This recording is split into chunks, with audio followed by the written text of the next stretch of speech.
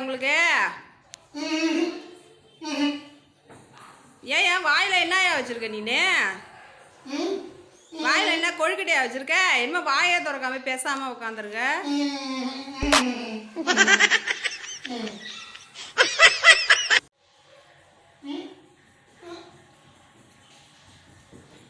ஐயோ என்னையா செய்கிற? சாக்லேட் திங்கிறியா? அது அந்த பிள்ளைக்கு தானே வச்சுருந்தேன் அந்த சாக்லேட்டை.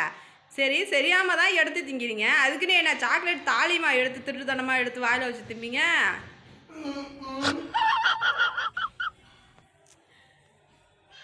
சாக்லேட்டு சேர்த்து திங்கிறதுக்கு பதில் தோலையும் சேர்த்து திங்கிறீங்க அந்த சாக்லேட் தாளையும்.